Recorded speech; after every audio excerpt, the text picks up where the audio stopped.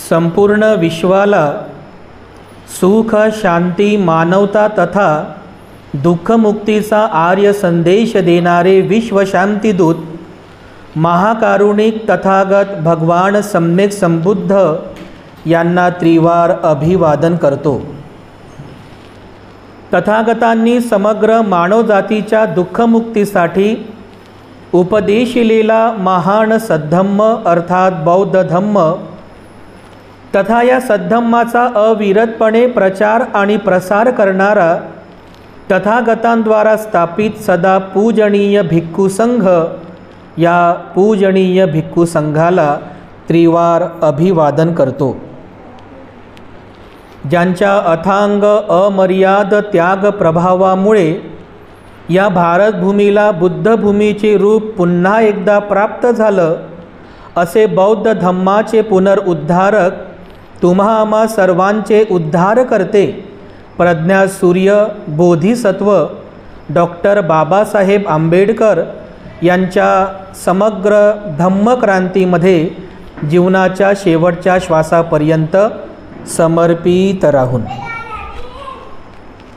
आजच्या या मंगलमय प्रसंगी संघरत्न बुद्धविहार मयूर पार्क औरंगाबाद या ठिकाणी उपस्थित आपण सर्व धम्म उपासक धम्म उपासिका सर्वप्रथम आपल्या सर्वांप्रती मी अनंत मंगल कामना मंगल आशीष अर्पण करतो आणि आजच्या या वर्षावासकालीन धम्मदेसनेला सुरुवात करतो।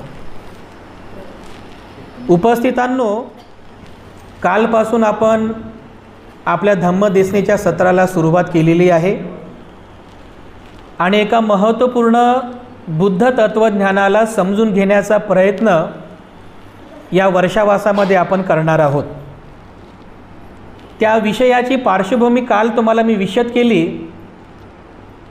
37 बोधिपाक्षीय धम्म, ज्याचा उल्लेख मी कालच्या प्रवचनामध्ये सुरुवातीला केला होता की एका बोधिसत्वाला बुद्ध बनण्यासाठी त्याला त्याच्या अनेक जातकांमध्ये 10 पारमिता पूर्ण कराव्या लागतात आणि सरतेशेवटी तो एका आपल्या जन्मात आपल्या पारमी बलाने बुद्धत्व अवस्था प्राप्त करतो, हे आपल्या सर्वांना माहिती आहे।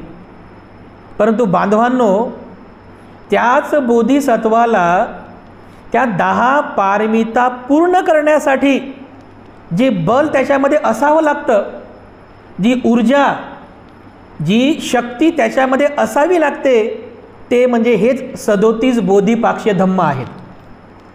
म्हणजे जोपर्यंत एक बोधिसत्व या 37 बोधिपाक्षीय धम्माचं चांगल्या प्रकारे चिंतन करत नाही, आचरण करत नाही, भावना करीत नाही, तोपर्यंत तो त्या 10 पारमितासुद्धा पूर्ण करू शकत नाही। यावरून तुमच्या लक्षात येईल की हे 37 बोधिपाक्षीय धम्म हे बोधीचे अंग किती महत्त्वाचे आहेत। तर या 37 बोधिपाक्षीय धम्माचा विषय या वर्षावासामध्ये आपण या ठिकाणी सुरू केलेला आहे। मागच्या म्हणजे कालच्या धम्मदेसनेमध्ये या 37 बोधिपाक्षीय धम्मांचा एक पूर्वाभ्यास किंवा एक अल्प परिचय मी तुम्हाला करून दिला होता की हे 37 बोधिपाक्षीय धम्म नेमके आहे कोणते, एक रिव्हिजन म्हणून।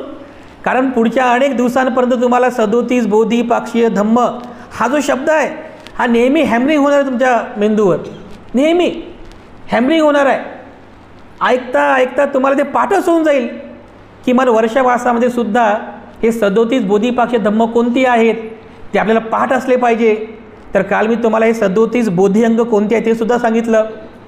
4 स्मृती प्रस्थान, 4 सम्यक प्रधान, 4 रिद्धिपाद, 5 इंद्रिय, 5 बल, 7 बोधांग आणि शेवटी सांगितलेला आहे आर्य अष्टांगिक मार्ग। एकूण 37 प्रकारचे हे अंग आहेत। या 37 अंगांनी म्हणजे या 37 प्रकारच्या ज्ञानाच्या अंगांनी युक्त होऊन एक बोधिसत्व आपल्या 10 पारमिता पूर्ण करून शेवटी बुद्ध अवस्थेला प्राप्त होतो, एक बोधिसत्व बुद्ध बनतो. याचा अर्थ हे 37 बोधिपाक्षीय धम्म बुद्ध अवस्था म्हणजे बुद्ध बनण्याच्या मार्गाचा प्रवेशद्वार आहे, एंट्री गेट आहे. याच्यातूनच एंट्री करून शेवटी तो पारमिता पूर्ण करतो आणि एक जन्मामध्ये बुद्ध बनत असतो. तर कालच्या प्रवचनापासून आपण या विषयाला सुरुवात केली. आज याच विषयाला अनुसरून सुरुवातीचे जे तत्त्वज्ञान बुद्धाने यामध्ये विशद केलेलं आहे, म्हणजे 37 बोधिपाक्षीय धम्मातील सुरुवातीलाच सांगितलेलं आहे 4 स्मृती प्रस्थान. काय सांगितलेलं आहे? 4 स्मृती प्रस्थान. या 4 स्मृती प्रस्थानांचा आपण या पुढील प्रवचनांमध्ये धम्मदेशनेमध्ये आपण त्याचा अभ्यास करणार आहोत. 4 प्रकारचे स्मृती प्रस्थान सांगितलेले आहे. पालीमध्ये त्याला सतीपठ्ठान असं म्हणतात. चत्तारो सतीपठ्ठानो. चत्तारो म्हणजे 4, चत्तारो सती. सती म्हणजे स्मृती, सती म्हणजे स्मृती, आणि स्मृती म्हणजे एक साधा सरळ अर्थ आहे. स्मृती म्हणजे जागरूकता, जागरूक राहणे, अटेन्शनमध्ये राहणे, सावधान राहणे, त्यालाच म्हटलेलं आहे सती. सतीमान रहा, स्मृतिमान रहा. तो शब्द इथे सती पठ्ठान. पठ्ठान याचा अर्थ होतो, या शब्दाचा अर्थ होतो, पठ्ठान शब्दाचा अर्थ होतो प्रतिष्ठापित होणे. प्रतिष्ठापित जसं आपण म्हणत नाही का, आपण या जागेवरती प्रतिष्ठापित व्हावं असं म्हणतो ना आपण, बोलता बोलता आसन टाकले की आपण या जागेवर प्रतिष्ठापित व्हावं असं म्हणतो ना आपण. म्हणजे त्या जागेवरती ठाण मांडणे, त्या जागेवर बसून प्रमुख होणे, त्याला म्हटलेलं आहे पठ्ठान, म्हणजे प्रतिष्ठापित होणे. त्या स्मृती तत्वावर, त्या स्मृतीच्या मार्गावर एक बोधिसत्व प्रतिष्ठापित होतो. असा प्रतिष्ठापित होतो की जसं ज्याप्रमाणे बघा पहाड असते, किती जरी हवा आली तर ते पहाड हलते का? ते पर्वत हलतं का? नाही हलत, एकदम ठाण म्हणून बसलेला आहे. पूर्वीच्या काळामध्ये बघा, म्हणजे तुम्हाला जर कधी अभ्यास असेल तर इंद्रखील जमिनीमध्ये रुतवायचे बघा. इंद्रखील म्हणजे मोठा जर मंडप टाकायचा असेल ना, तेव्हा पेंडॉल टाकायचे, असा मोठा मंडप, आणि मंडपाच्या मधोमध एक मोठासा लोखंडाचा किंवा लाकडाचा बनवलेला एक बांबू ठोकायचे जमिनीमध्ये, त्याला इंद्रखील म्हणायचे. हा इंद्रखील जमिनीमध्ये एवढा मजबूत असायचा की किती जरी त्याला असं हलवायचा प्रयत्न केला तो हलत नव्हता. किती जरी हवा आली तरी मंडपाला काहीच होत नव्हतं, एवढा तो मजबूत असायचा, एखाद्या पहाडा पर्वताप्रमाणे. अगदी एक बोधिसत्व आपल्या जीवनामध्ये या 4 प्रकारच्या स्मृतींवरती प्रतिष्ठापित होतो. मग किती जरी मारसेना आली, कितीही अकुशल विचार आले, तो बिलकुल हलत नाही, डामाडोल होत नाही, कमजोर होत नाही. तर अशा प्रकारचे हे 4 स्मृती प्रस्थान, या स्मृती प्रस्थानांना अगदी सुरुवातीला या 37 बोधिपाक्षीय धम्मामध्ये सांगितलेला आहे. याचा उल्लेखसुद्धा भगवान बुद्धाने केलेला आहे. जे लोक बघा म्हणजे ध्यान वगैरे करतात ना, ध्यान करतात, विपश्यना करतात, बरेच लोक आहेत, तर त्यांना या गोष्टीचा फार चांगला जवळ अनुभव आहे. कारण मी काल तुम्हाला सांगितलं की हे जे काही 37 बोधिपाक्षीय धम्म आहेत ना, हे पुस्तकांमध्ये नाही आहेत. म्हणजे एखादं 10, 20, 50 रुपयाचं पुस्तक घेतलं आणि पाठांतर केलं, त्याच्यामध्ये जे 37 बोधिपाक्षीय धम्म नाही आहेत. हे आपल्या याच्यामध्येच आहे, ह्या बॉडीमध्ये, बाहेर पण नाही आहेत. आपल्या या शरीरामध्येच आहे सगळं काही, जे काही आहे 37 अंग, हे सगळे या आतमध्येच आहे. बाहेर याचा शोध घ्यायची काहीच गरज नाही आहे. तुम्हाला जर या 37 बोधी अंगांचा जर शोध घ्यायचा असेल तर तुम्हाला ह्या 2 डोळ्याची गरज नाही. तुम्हाला हे डोळे बंद करावे लागतील, पाठीचा कणा सरळ करावा लागेल, असं डाव्या हातावर उजवा हात ठेवावा लागेल आणि शांत चित्ताने डोळे बंद करून पाहावं लागेल. हे पाहण्यासाठी डोळ्याची गरज नाही आहे. म्हणजे तिसरा जो डोळा आहे तो ध्यानाचा डोळा आहे, प्रज्ञेचा आहे, की जे भगवान बुद्धांनी जाणलं आणि तिथे तोच धम्म आहे. तर 4 स्मृती प्रस्थानांचा अभ्यास आपल्याला याच्यामध्ये शिकवलेला आहे. तर यापैकी 4 जे स्मृती प्रस्थान आहेत ते आहेत, पहिलं जे आहे त्याला म्हणतात कायानुपස්සना किंवा कायानुसती. ठीक आहे, पहिलं कोणतं आहे? कायानुपස්සना, दुसरं आहे वेदनानुपස්සना, तिसरं आहे चित्तानुपස්සना आणि चौथं आहे धर्मानुपස්සना. हे 4 प्रकारच्या पස්සना या 4 स्मृती प्रस्थानामध्ये सांगितलेले आहे, ज्याचा अभ्यास आपल्याला करायचा आहे. तेव्हा भगवान बुद्ध या स्मृती प्रस्थानांमध्ये उपदेश करतात की या जीवनामध्ये स्मृतिमान होणं किती महत्त्वाचं आहे. तुम्हाला स्मृतिमान होणं किती महत्त्वाचं आहे हे भगवान बुद्धाने शिकवलेलं आहे. त्याच्यानंतर आपण ते बघूया, म्हणजे स्मृतिवान होणं किती महत्त्वाचं आहे हे तुमच्या लक्षात आलं पाहिजे. म्हणजे नंतर हे कायानुस्मृती म्हणजे शरीराची स्मृती कशी करायची, त्याच्यावरती होणाऱ्या वेदनांची स्मृती कशी करायची, किंवा चित्ताची स्मृती कशी करायची आणि धर्माची स्मृती कशी करायची हे नंतर तुमच्या लक्षात येईल. अगोदर हे समजून घ्या की या जीवनामध्ये स्मृतिमान होणं किती महत्त्वाचं आहे. स्मृतिमान होणं, बघा काही लोक बिलकुल स्मृतिमान नसतात, बिलकुल जागृत नसतात जीवनाबद्दल, या मानवी जीवनाबद्दल बिलकुल जागृत नसतात. बेहोशीमध्ये जीवन जगतात, बिचारे बेशुद्धीमध्ये जीवन जगतात, अगदी गर्क होऊन नशेमध्ये ते जीवन जगतात. जीवनाचं महत्त्व जाणत नाहीत, या जीवनाचं मूल्य जाणत नाहीत. बिचारे असे जे लोक असतात मरेपर्यंत दुःखी राहतात, मरेपर्यंत दुःखी राहतात आणि मरताना सुद्धा दुःख होऊनच मरतात. बघा, दुःख करू करू मरतात. भगवान बुद्धाने सांगितलेलं आहे की आपलं जीवन हे स्मृतिमान राहून जगा, स्मृतिमान राहून. असं बेहोशीमध्ये जीवन जगू नका, बेशुद्धीमध्ये जीवन जगू नका. एवढंच काय, जेव्हा भगवान बुद्ध प्रवचनाला सुरुवात करायचे ना, तसंच आम्ही प्रवचनाला सुरुवात केली. जेव्हा भगवान बुद्ध प्रवचनाला सुरुवात करायचे, समोर उपासक उपासिका बसलेले आहेत, भिक्षुणी बसलेले आहेत, तर भगवान बुद्ध म्हणजे प्रवचनाला अगदी सुरुवात करण्यापूर्वी काय म्हणायचे, भिक्खूंनो, भिक्खुनींनो, उपासकांनो, उपासिकांनो, मी तुमच्या दुःखमुक्तीचा मार्ग सांगत आहे, स्मृती संप्रजन्य होऊन ऐका. असं भगवान बुद्ध म्हणायचे. काय म्हणायचे की मी तुमच्या दुःखमुक्तीचा मार्ग सांगत आहो, स्मृती संप्रजन्य होऊन ऐका. भगवान बुद्ध म्हणायचे बघा असं, स्मृती संप्रजन्य होऊन ऐका. का म्हणायचे भगवान बुद्ध असं? कारण जे आपण ऐकत आहोत ते आपल्या कल्याणाचं आहे, आपल्या दुःखमुक्तीचं आहे. आणि आपण इथं फक्त बसलेलेच आहोत, पण त्या ऐकण्यामध्ये आपलं चित्त नाही, आपलं मन नाही आहे. आपण स्मृतिवान नाही आहेत, बसून आहोत पण बेहोशीमध्ये आहोत, बेशुद्धीमध्ये आहोत, आपली स्मृती जागृत नाही आहे.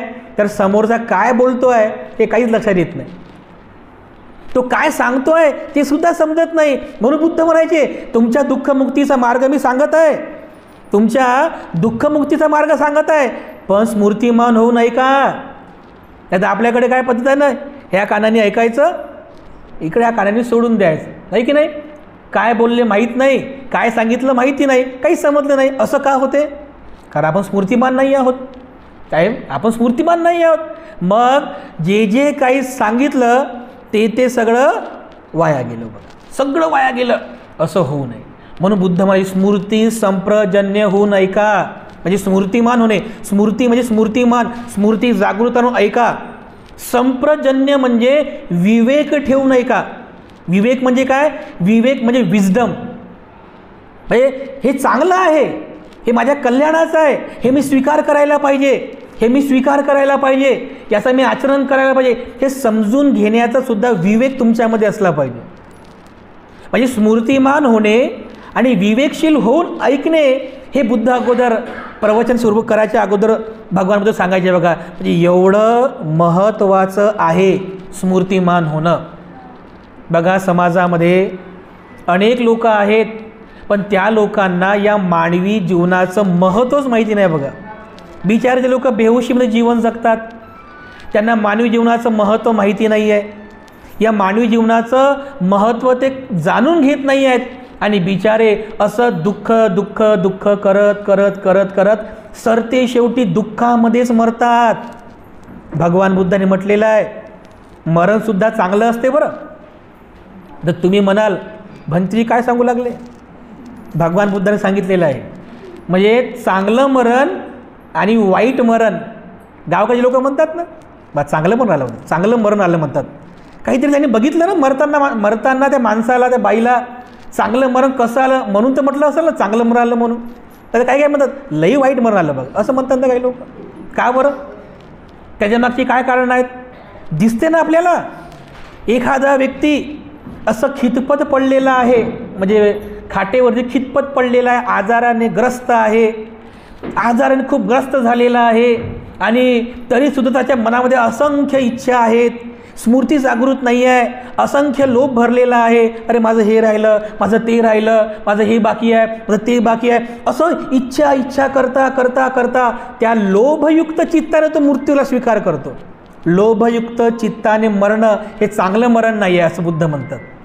किंवा द्वेषयुक्त चित्तानं म्हणजे कसं मरतानीच आठवते अरे मी मरणार आहो पण त्याला धडा शिकवायचा होता.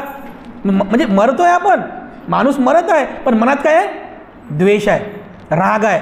तसं द्वेषयुक्त चित्तानं मरणं पण चांगलं नाही आहे. किंवा मोह आहे, लोभ आहे, अशा लोभयुक्त चित्तानं, मोहयुक्त चित्तानं सुद्धा मरणं चांगलं मरण नाही आहे, वाईट मरण आहे. पण चांगलं मरणसुद्धा येतं माणसाला कोणाला की जो पස්සना करतो. हे जे 4 प्रकारचे स्मृती प्रस्थान सांगितले ना, जो व्यक्ती, जो साधक या 4 स्मृती प्रस्थानांचा अभ्यास करतो, स्मृतिमान राहतो, मरता समयीसुद्धा तो स्मृतिमानच राहतो. स्मृतिमान राहतो, त्याला समजते की अरे आता मी मरणार आहे, आता मी थोड्या वेळात मरणार आहे. तर मरताक्षणी तो ह्या 4 प्रकारच्या पස්සनांची भावना करतो बघा. तो इच्छा प्रकट करत नाही, लोभ द्वेष मोह प्रकट करत नाही, तो जागृत राहतो म्हणजे स्मृतिमान राहतो. स्मृती संप्रजन्य होऊन तो मृत्यूला स्वीकार करतो. असं एक मरण मी स्वतः डोळ्यांनी पाहिलेलं आहे. आमचे एक साधक होते विणकरे, सातारा परिसरामध्ये राहतात बघा, ध्यान साधना करायचे. तर बजाज हॉस्पिटलला ॲडमिट झाले, त्यांना आम्ही भेटायला गेलो. अगदी कमी पेशी होत्या त्यांच्या शरीरामध्ये. पण आम्ही जेव्हा गेलो तर आम्हाला असं वाटलं की आता विणकरे साहेब जे आहेत ते आता असे दुःखी असे पडलेले असतील. असं असते ना वातावरण दवाखान्यामधलं, दवाखान्यात असं वातावरण असते की असं जो पेशंट असा पडले आता मरतो की काय. बाजूला त्याचे कोणी असते घरते, ते असं डोक्याला हात ठेवून बसतात, बाबा काय होते ना काही नाही, असं असते ना वातावरण, दुःखद वातावरण असते. आम्हाला असं वाटलं की बा हॉस्पिटलला गेल्यानंतर असं वातावरण असेल, दुःखाचं वातावरण. पण आम्ही जेव्हा गेलो तर ते विणकरे साहेब लगेच उठले. ते असं त्यांनी हात जोडा, भंतेजी बंदाई म्हणते, अगं पाणी घे भंतेजींना, भंतेजी बसा. ॲपल कापून दिला आम्हाला ॲपल दान दिलं.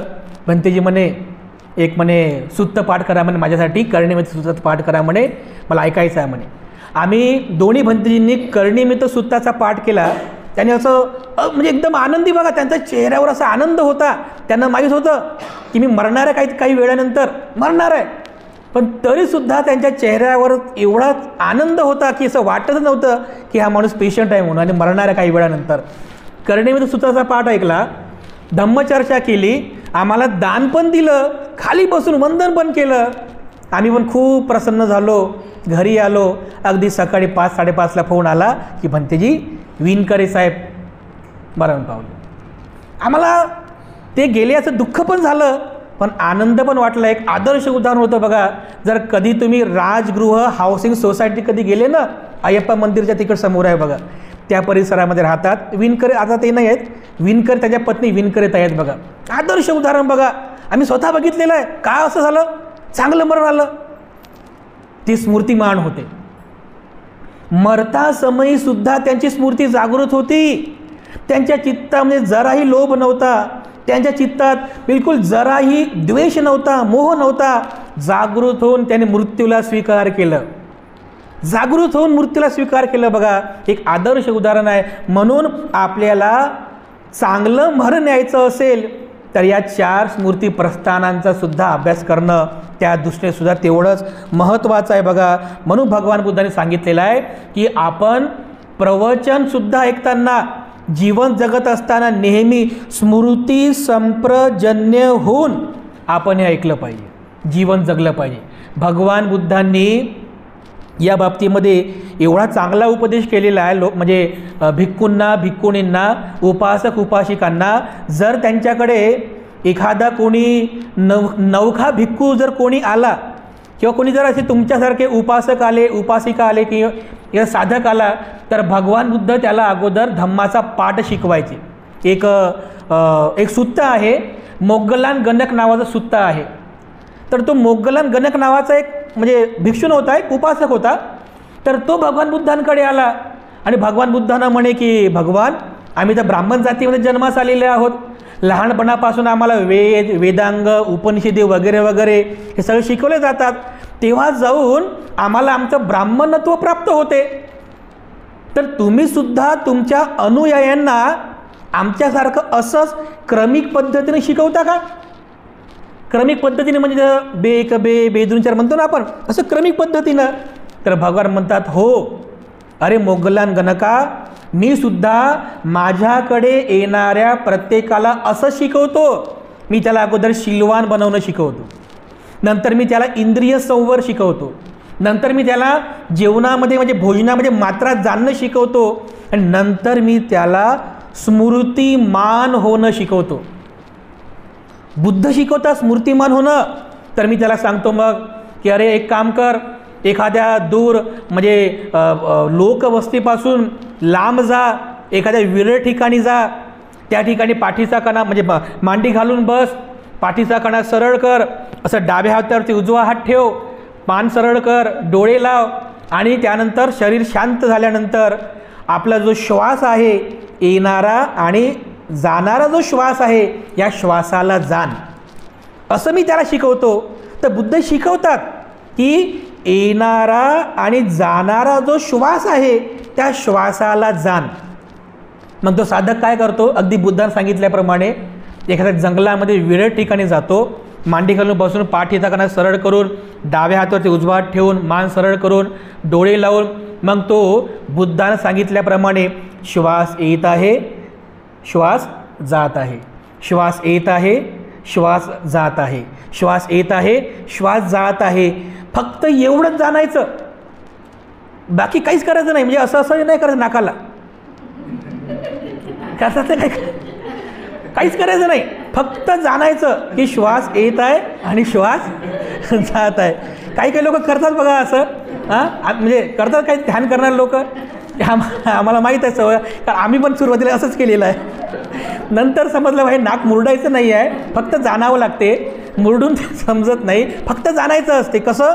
फक्त शांत राहून श्वास येत आहे, श्वास जात आहे, श्वास येत आहे, श्वास जात आहे. म्हणजे बुद्धानं एवढं क्षणिकपर्यंत सुद्धा स्मृतिमान राहण्याकरिता शिकवलेलं आहे. स्मृतिमान राहणं म्हणजे श्वास आला तर न कळत बिलकुल येऊ नये. तुम्हाला समजलं पाहिजे की रे श्वास आलेला आहे, एवढं तुम्ही स्मृतिमान राहा. श्वास जात आहे, अरे श्वास जात आहे, एवढं तुम्ही स्मृतिमान राहा. किंवा श्वास आल्यानंतर आणि जाण्यापूर्वीचा जो काही क्षणिक वेळ आहे, 1 सेकंदाचा, 2 सेकंदाचा किंवा अगदी मायक्रो सेकंदाचा जो वेळ आहे, त्या वेळेसुद्धा तुम्ही जागृत राहून ते जाणायला पाहिजे. म्हणजे एवढी स्मृती तुमची जागृत असावी, एवढी स्मृती तुमची जागृत असावी. आणि म्हणून भगवान बुद्धांनी सांगितलेलं आहे की येणाऱ्या जाणाऱ्या श्वासावर तुम्ही सती व्हा, म्हणजे स्मृतिमान व्हा. तुमच्यापैकी ज्यांनी ध्यान केलं, ध्यानाचे शिबिर केले असेल, त्यांनाही चटकन लक्षात येते, पटकन समजेल तुम्हाला की भंतेजी आनापान सती सांगत आहे. आनापान सती शिबिरात गेले तरी तुम्हाला सुरुवातीची 3 दिवस हे शिकवतात, आनापाना सती. आना म्हणजे येणे, पाना म्हणजे जाणे, सती हा शब्द बघा, 4 स्मृती प्रस्थान, 4 सती पठ्ठाना. सती, सती म्हणजे जागरूकता, म्हणजे येणाऱ्या जाणाऱ्या श्वासावर जागृत राहणे. हे 3 दिवस सुरुवातीला शिकवतात. हेच करतात, दुसरं काहीच करायचं नसते, फक्त हेच करायचं असते. पण आता तुम्हाला वाटेल हेच सोपं आहे, करून बघा तुम्ही. खरंच हे तुम्ही करून बघा, सोपं नाही आहे हे म्हणजे बोलायला सोपं आहे, ऐकायला सोपं आहे, करू शकतो असं म्हणायला सोपं आहे, तुम्ही खरंच करून बघा. जस्ट घरी कोणी घरी नसेल ना तेव्हा असं बसायचं आणि श्वासावर लक्ष देण्याचा प्रयत्न करायचा. तर बघा एखादा सेकंद फक्त तुम्ही जाणता, श्वास आला श्वास गेला, लगेच तुमचं मन किचनमध्ये जाईल.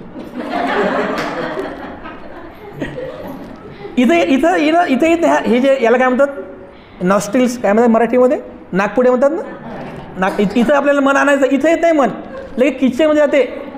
किचनमध्ये ते सगळे भांडे विंडे पाहून सगळे येते, मग इकडे येऊन फ्रीज उघडून पाहते, मग फ्रीजच्या मागून पाहते, अजून पुढे येते भाजी पाहते आणि मग हॉलमध्ये येते. तर हे चुकलं म्हणते आपल्या, रे भंती तर म्हणले ह्या नागपुड्याचं लक्ष ठेवा, ते मन कुठे भडकू लागलं म्हणते, वंडरिंग करत आहे, रोमिंग करत आहे, इकडं तिकडं पळत आहे, मन पळत आहे.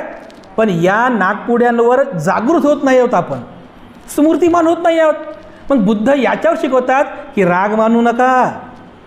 मन जर या श्वासावर येत, राग नाही म्हणायचा, असं म्हणायचं अरे हा तर मनाचा धर्म आहे. म्हणजे पळत जाणे सुटणे, एखाद्या माकडाप्रमाणे ह्या झाडावरून त्या झाडावर, या फांदीवरून त्या फांदीवर असं पळणे, म्हणजे रोमिंग करणे, इकडे तिकडे पळत, हा मनाचा स्वभाव आहे, मनाचा गुणधर्म आहे. राग नको त्याच्याबद्दल. जर तुम्ही राग केलं तर राग वाढवाल. आणखी लांब श्वास घ्या, पुन्हा बघा तुमचं मन या ठिकाणी येईल. तर किमान 2 ते 3 सेकंदासाठी तुम्ही तुमच्या मनाला श्वासावरती केंद्रित केलं, म्हणजे याचा अर्थ तुम्ही मनाला 2 ते 3 सेकंद जिंकलं.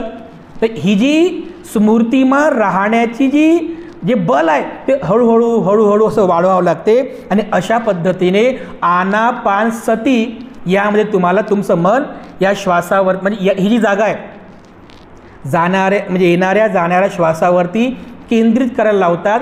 जेव्हा तुमचं मन या श्वासावरती जागृत होते, तुम्ही स्मृतिमान होता, मग तेव्हा 4थ्या दिवसापासून तुम्हाला ह्या 4 प्रकारच्या पस्सना शिकवतात.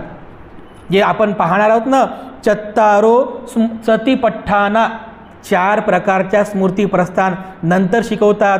तर ह्या स्मृती प्रस्थानाच्या अगोदर हे स्मृतिमान होणं तेवढंच महत्त्वाचं आहे.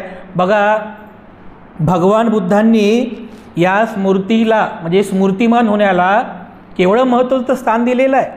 आपण आर्य अष्टांगी मग्ग पाहतो ना, त्याच्यामध्ये सुद्धा स्मृती सांगितलेली आहे ना. 7व्या नंबरवर आहे बघा, सम्यक दृष्टी, सम्यक संकल्प, सम्यक वाचा, सम्यक कर्मांत, सम्यक आजीविका, सम्यक व्यायाम, सम्यक स्मृती. आलं बरोबर. 7व्या क्रमांकावरती सम्यक समाधी, 8व्या क्रमांकावर सम्यक स्मृती.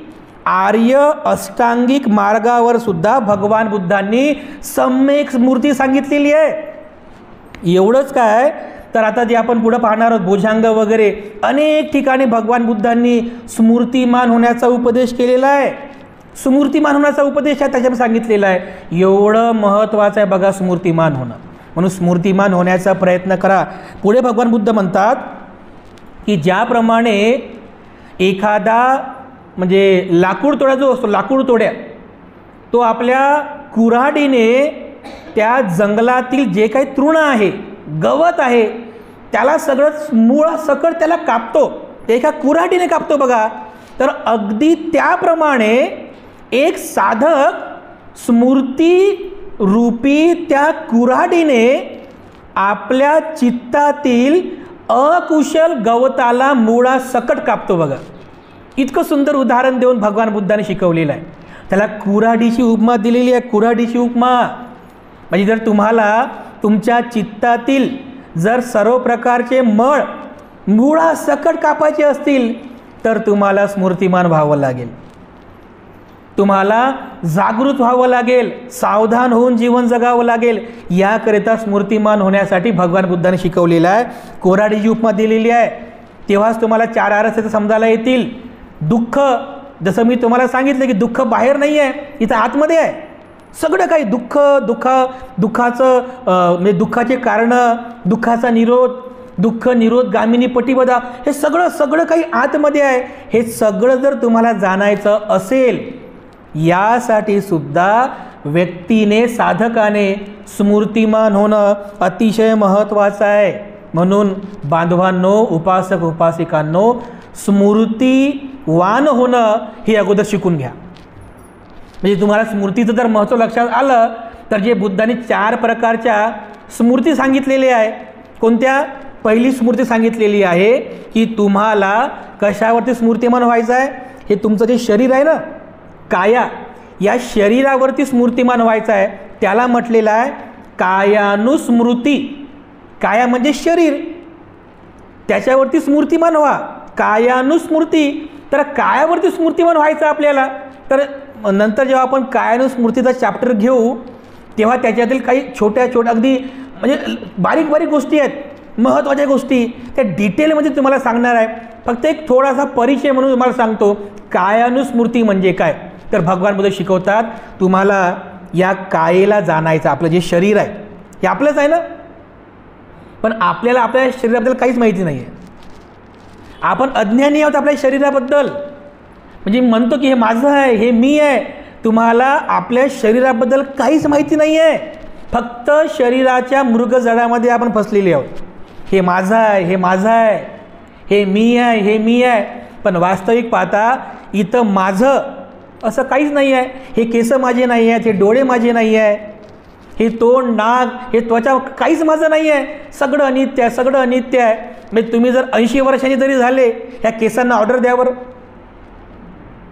मी 100 वर्षाचा झालो तरी पांढरं व्हायचं नाही. ऐकतात का केस तुमचे? हे माझे केस कुठं आले इथं मग? अरे माझी प्रॉपर्टी नाहीच आहे ही. कानांना ऑर्डर द्या बरं. बिलकुल कमी व्हायचं नाही. ऐकायला आलं म्हणजे 100व्या वर्षात पण. ठीक आहे, चौथ्या घरात काय सुरू आहे, त्या रूममध्ये काय सुरू आहे ते पण ऐकायला आलं पाहिजे. कसं काय होणार आहे? हे म्हणजे आपण आपल्या शरीराचा धर्म जाणत नाही आहे. भगवान बुद्धांनी कायानुपस्सना म्हणजे या शरीरावरती पस्सना करायची आहे. या शरीराबद्दल तुम्हाला स्मृतिमान व्हायचं आहे. तर कसं? तर बुद्ध शिकवतात की तुम्ही शरीराबद्दल जाणा की हे शरीर अनित्य आहे, अनित्य आहे, अनित्य आहे. अनित्य आहे म्हणजे काय? नित्य नाही आहे, स्थिर नाही आहे. माझे डोळे स्थिर नाही आहे, नाक, तोंड, केस किंवा कान, माझं शरीर, शरीरातले आतमध्ये सगळे अंग काहीही नित्य नाही आहे. सगळं बदलत आहे हळूहळू हळूहळू. विनाश भावंग, विनाशाकडे चाललेलं माझे शरीर. म्हणजे जन्म गावापासून जी गाडी सुरू झाली एक दिवस ती मृत्यू गावापर्यंत जाऊन तिथे टर्मिनेट होणार आहे, तिथे स्टॉप होणार आहे. हे आपण जाणत नाही ना. किंवा माहिती आहे म्हणतो पण जाणत नाही आपण. तेच जाणायचं आहे की हे शरीर अनित्य आहे, अनित्य आहे, अनित्य आहे. त्यानंतर बुद्ध आणखी शिकवतात आपल्या शरीराबद्दल काय शिकायचं आहे. हे शरीर अनात्म आहे. अनात्म म्हणजे काय? की या शरीरामध्ये आत्मा नावाची अशी कोणती वस्तू नाही आहे. हे बाकी लोक बघा आत्मावादी आहेत, आत्मामध्ये फसलेले आहेत. पण बुद्ध काय शिकवतात की या शरीरामध्ये आत्मा नाही आहे.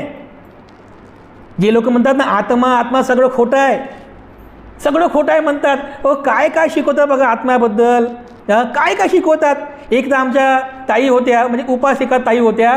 ते तर म्हणल्या बनतेजी माझी सासू आली होती म्हणे मला भेटायला. भेटायला आली होती म्हणून, माझी सासू आली होती म्हणे भेटायला, माझ्या पोराची सेवा करत नाही म्हणून. कसं काय? आली होती म्हणे, माझ्यासमोर बसली होती म्हणे. माझ्यासमोर बसली? की कधी कधी मरण पावली? तिला तर 10-12 वर्ष झाले म्हणे म्हणतेजी. बसली म्हणे समोर, मला बोलू लागली म्हणे. ती गावाकडचे लोक बिचारे मला बोलू लागली म्हणे की माझ्या पोराची तू सेवा करत नाही, खाऊ पिऊ घालत नाही. म्हटलं वा कमालच झाली. ती आत्मा आली होती म्हणे. कशी होती आत्मा? एवढी होती का एवढी होती का एवढी होती का जशी म्हातारी होती तशीच होती. जशी म्हातारी होती ना म्हणे तशीच होती म्हणे. म्हटलं वा ही कमालच झाली बघा. हे सगळं संकल्पना आहेत, फक्त भास आहे, मानसिक विकार आहेत. हे सायकोथेरपी म्हणजे सायको विकार आहे बघा सगळे. हे जाणत कोणीच काही जाणत नाही. रियल काय आहे? बुद्धानं सांगितलेलं आहे की हे शरीर अनात्मा आहे. आत्मा इथे नाहीच आहे. ज्याला म्हणतो मी इथं नाही आहे आणि माझं इथं काहीच नाही आहे. हे तुम्हाला जाणायचं आहे कायानुपस्सनामध्ये शरीराबद्दल की मी अनात्मवादी आहे, माझं इथं आत्मा नाही आहे. आणि याला म्हणतो मी इथे मी पण नाही आहे आणि इथं माझं असं सुद्धा काहीच नाही आहे. पण लोक उलट करतात. मी मध्ये फसलेले आहेत, म्हणजे मी त्याच्यामध्ये फसलेले आहेत आणि माझं याच्यात फसलेले आहेत. अरे याच्यामध्ये मी आणि माझं नातं, माझं घर, माझं गाडी, माझे हे सर्व माझं, अरे तर माझं काहीच नाही आहे. आणि म्हणून लोक मी जाणत नाही आणि माझं काहीच जाणत नाही म्हणून लोक दुःखी आहेत. तर आपल्याला कायानुपස්සनामध्ये काय जाणायचं आहे की आपलं हे शरीर अनात्मवादी आहे आणि आपलं हे जीवन हे दुःखी जीवन, दुःखमय आहे. दुःख या जीवनातलं आर्य सत्य आहे बघा, हे जाणायचं आहे आपल्याला. जीवनामध्ये दुःखाचं अस्तित्व आहे आणि हे निर्विवाद सत्य आहे, हे आपल्याला जाणायचं आहे या कायानुपස්සनामध्ये. याला म्हणतात शरीराला जाणणं, हे सत्य जाणणं, याला कायानुपස්සना असं म्हटलेलं आहे. त्याच्यानंतर बुद्धाने शिकवलं दुसरं स्मृती प्रस्थान काय, चित्तानुपස්සना. आपलं जे चित्त आहे, मन, या मनाला जाणायचं आहे, त्या मनाबद्दल स्मृतिमान व्हायचं आहे. तर कसं, भगवान बुद्धांनी दुसरं आहे वेदनानुपස්සना. आपल्याला या वेदनांना सुद्धा जाणायचं आहे. वेदना कंटिन्युअसली बघा आपल्या शरीरावरती वेदना होतात, संवेदना होतात, सेन्सेशन म्हणतात त्याला. जसं आपल्या डोळ्याला वेदना होते, कशाची, हे पाहतो ना आपण दृश्य, ह्या दृश्याची वेदना डोळ्याला होत असते. कानाला शब्दांची वेदना होते, शब्द आपण ऐकतो, शब्दांची वेदना होते. या नाकाला गंधाची वेदना होते, वास घेतो ना आपण, गंधाची वेदना होते. या जिभेला चव समजते आपल्याला, चवीची वेदना होते. त्यानंतर आपल्या या शरीराला दुसऱ्याच्या शरीराची स्पर्श झाला, स्पर्शाची वेदना होते. या पंच इंद्रियांना कंटिन्युअसली वेदना होत राहतात. पण या वेदनासुद्धा अनित्य आहेत बघा, अनित्य आहे वेदना, सगळं अनित्य आहे. वेदनासुद्धा टिकून राहत नाही. म्हणजे जसं एखाद्या वेळेस तुम्ही डोळ्याने एखादं चांगलं दृश्य बघितलं तर तुमच्या डोळ्यात सुखद वेदना उत्पन्न होतात. वाह किती चांगलं आहे असं म्हणतो, काय चांगलं आहे, सुखद वेदना, हवंसं वाटते, लोभ उत्पन्न करते माणूस, हे दुःख आहे. किंवा वाईट दृश्य बघितलं आपण, काहीतरी असं किळसवाणं दृश्य बघितलं तर माणूस काय करतो, अरे रे छी असं करतो की नाही आपण. म्हणजे दुःखद वेदना उत्पन्न झाली. पण सुखद वेदनासुद्धा अनित्य आहे, तेही टिकून राहत नाही. दुःखद वेदनासुद्धा तेही अनित्य आहे, तेही टिकून राहत नाही जीवनभरपर्यंत. कधी सुखद वेदना उत्पन्न होते, कधी दुःखद वेदना उत्पन्न होते. या वेदना जाणायच्या आहेत. आणि कधी कधी अशा वेदना उत्पन्न होतात, त्याला बुद्धाने म्हटलेलं आहे असुखद अदुःखद. म्हणजे वेदना होतात पण तुम्ही जागृत नसल्यामुळे तुम्हाला त्या वेदनांचा जाणीव होत नाही, कारण तुम्ही जेव्हा जागृत नसता. ह्या 3 प्रकारच्या वेदना आहेत. कोणत्या?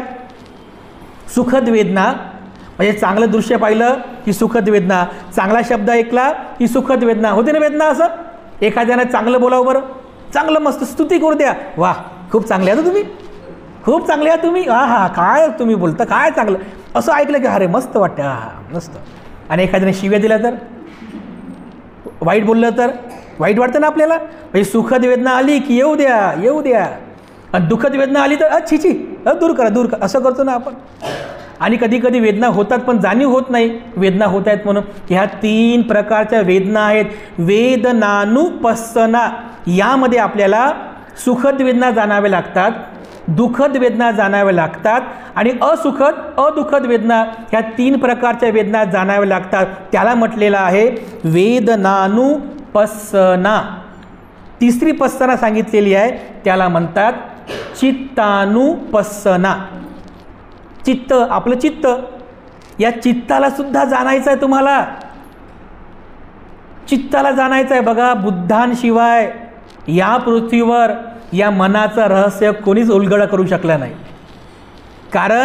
याचं कारण हे आहे की या पृथ्वीवर जेवढे काही धर्म आहेत त्या सर्व धर्मांचा एकच उद्देश आहे, काय, ईश्वर आणि माणूस यांच्यातला संबंध जोडतं.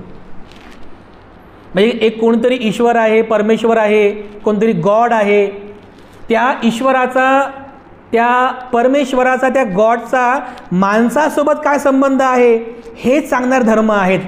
पण भगवान बुद्धाने हे सांगितलं का? नाही. भगवान बुद्धाने ईश्वर आणि माणूस याचा संबंध सांगितला नाही आहे. भगवान बुद्धांनी त्यांच्या धम्माचा जो केंद्रबिंदू आहे, काय आहे? मन. माणूस आणि माणसाचं मन हा केंद्रबिंदू आहे. मनोपुब्बंगमा धम्मा म्हटलेला आहे. मन हे सर्व आहे. मन हे प्रमुख आहे. इथं ईश्वर, इथे परमेश्वर, इथे गॉड असं काहीच नाही आहे. जे काही उत्पन्न होते तुमच्या जीवनात, सुख दुःख, याचं सर्व काही तुमचं मन आहे. सर्व काही तुमचं चित्तामध्ये उत्पन्न होते. या चित्ताला तुम्हाला जाणावं लागेल. तुमचा दुसरा कोणी सुख करता नाही आहे, दुसरा कोणी तुमचं दुःख हरता नाही आहे. तुम्हीच तुमचे सुख करता, तुम्हीच तुमचे दुःख हरता आहात. हे बुद्धानं शिकवलं. हे आपल्याला जाणायचं आहे. बिचार लोक हे जाणत नाहीत आणि लोक काय करतात? ईश्वराने केलं, त्या नशिबामध्ये होतं म्हणूनच झालं, त्या परमेश्वरानं केलं असं म्हणतात ना लोक. म्हणजे दुःखी झाले, तर कोणी दुःखी झालं, आपण दूषण कोणाला लावतो? ईश्वरामुळे, ईश्वरानंच केलं बघा, नशिबातच होतं असं म्हणतात. किंवा सुखी झालं, अरे वा वा देवामुळे झालं वा. तर नोकरी लागली, देवामुळे झालं बघा, देवामुळे. अरे म्हणतात की नाही असं? लोकाला माहीत नाही आहे या जीवनाचं, या मनाचं रहस्य माहीत नाही आहे. ते केवळ आणि केवळ बुद्धानं शिकवलं बघा. म्हणून चित्तानुपස්සना, चित्ताला जाणायचं आहे. चित्तामध्ये काय जाणायचं आहे? चित्तामध्ये उत्पन्न होणारे जे विकार आहेत, भरपूर विकार आहेत, त्यापैकी प्रमुख 3च विकार आहेत. म्हणजे अकुशल विचार चित्तामध्ये उत्पन्न होतात. कोणते कोणते? पहिला विकार आहे लोभ, दुसरा विकार आहे द्वेष आणि तिसरा विकार आहे मोह. नंतर जेव्हा आपण डिटेलमध्ये हे जेव्हा आपण घेणार, तर तुम्हाला हे सगळं मी डिटेलमध्ये समजावणार आहोत. हे फक्त अल्प परिचय तुम्हाला, म्हणजे 4 स्मृती प्रस्थानांचा तुम्हाला एक फक्त पूर्वाभ्यास व्हावा म्हणून सांगत आहे.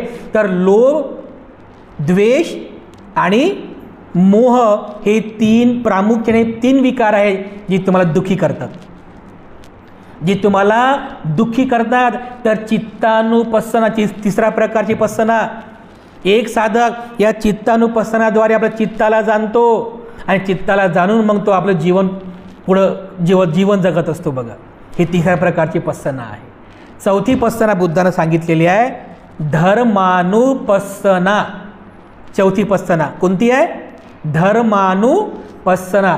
धर्माची पස්සना करणे, धर्माला पाहणे. कोणता धर्म पाहणे? हे हिंदू, मुस्लिम, शीख, ईसाई, यहुदी, पारसी हे धर्म नाही आहेत. हे तर व्यावहारिक धर्म आहेत. धर्म तुमच्या आतमध्येच आहे, बाहेर नाही आहे, आतमध्ये धर्म आहे. तर धर्मानुपස්සनामध्ये तुम्हाला बुद्धाने शिकवलेलं आहे की तुमचं चित्त आणि तुमचं हे शरीर यांच्यामध्ये पारस्परिक संबंध आहेत बघा. चित्ताला म्हटलेलं आहे नाम आणि या शरीराला म्हटलेलं आहे रूप. समजलं? चित्ताला काय म्हटलेलं आहे? नाम. ते हिंदीमधलं नाम नाही बरं, हा पालीतला नाम आहे. चित्ताला नाम म्हटलेलं आहे आणि शरीराला म्हटलं आहे रूप.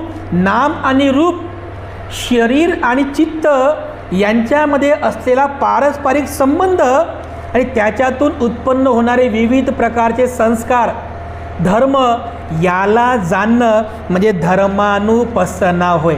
हे थोडंसं कठीण आहे. ज्यावेळेस आपण हा चॅप्टर घेऊ तर तुम्हाला सोप्या पद्धतीमध्ये, सोप्या शब्दामध्ये सांगण्याचा प्रयत्न करेल. तुर्तास तुम्हाला या 4 प्रकारच्या पස්සना शिकायच्या आहेत. कोणत्या कोणत्या?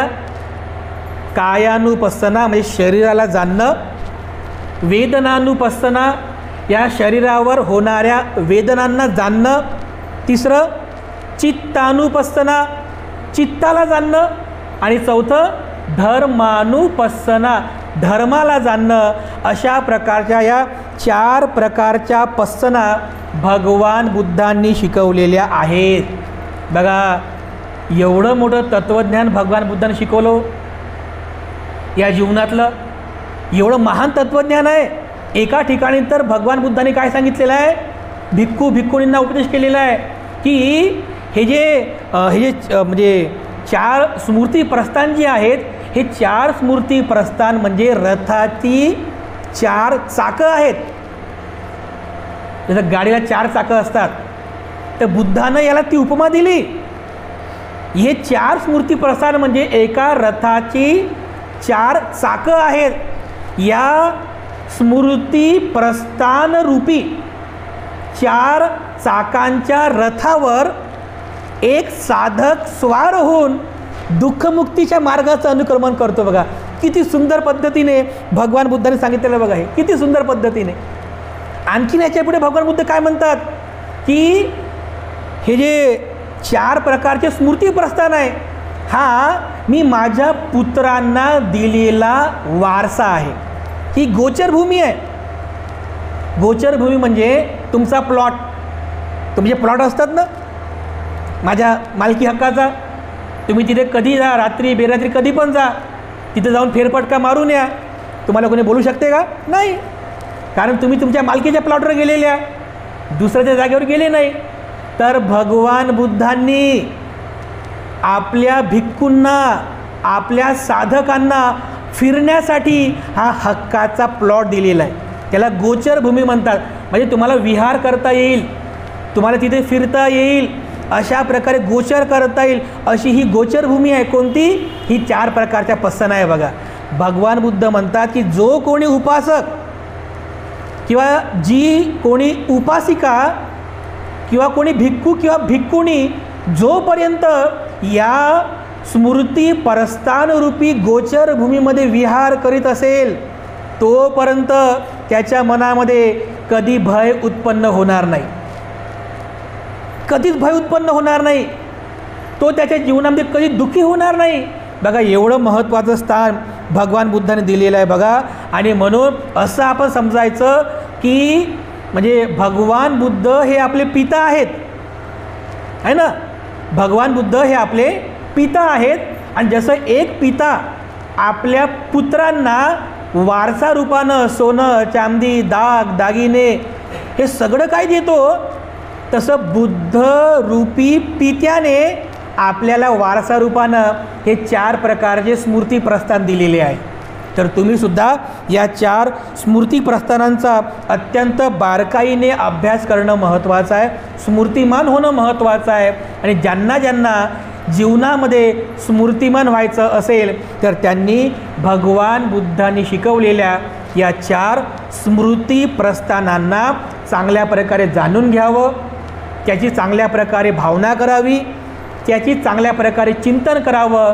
नक्की तुम्हीसुद्धा महान असं स्मृतिमान होऊ शकता. तर या अशा प्रकारे हे 4 प्रकारचे स्मृती भगवान बुद्धांनी त्यांच्या तत्वामध्ये शिकवलेले आहेत. तर कायानुपස්සना आपल्याला करायची आहे, शरीराला जाणायचं आहे. वेदनानुपස්සना करायची आहे, म्हणजे त्या शरीरावरती होणाऱ्या वेदनांना जाणायचं आहे. त्यानंतर चित्तानुपස්සना करायची आहे, म्हणजे चित्ताला जाणायचं आहे.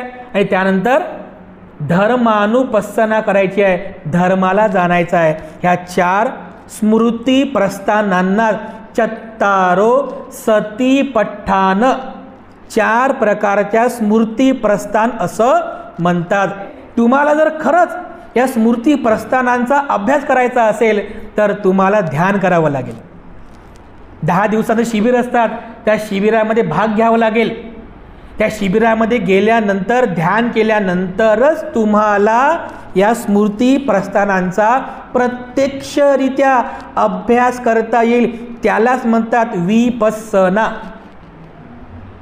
विपस्सना, वि म्हणजे विशेष रूपाने आणि पस्सना म्हणजे पाहणे, विशेष रूपाने पाहणे. विपस्सना त्यालाच म्हणतात जे आपण आता शिकत आहोत. विशेष रूपाने पहा, म्हणजे असं सामान्य माणसासारखं पाहायचं नाही. या शरीराला विशेष रूपाने पात्र काय विशेष रूपाने पहा. तर हे शरीर अनित्य आहे, हे शरीर अनात्मा आहे, हे शरीर दुःख आहे. जर तुम्ही असं जाणलं तर तुम्ही खऱ्या अर्थाने विपस्सना झाले, विपस्ती झाले, विशेष रूपाने पाहिलं, सामान्य माणसासारखं नाही पाहिलं. तुम्ही वेदनांना जाणलं, अरे ह्या वेदना आहेत, ह्या सुद्धा अनित्य आहेत. सुखद वेदना, दुःखद वेदना, असुखद अदुःखद वेदना ह्या सुद्धा अनित्य आहे असं जर जाणलं तर तुम्ही खऱ्या अर्थाने विपस्सी साधक झाले. विशेष रूपाने जाणलं, चित्ताला जाणलं विशेष रूपाने, त्यात उत्पन्न होणाऱ्या धर्माला जाणलं विशेष रूपाने.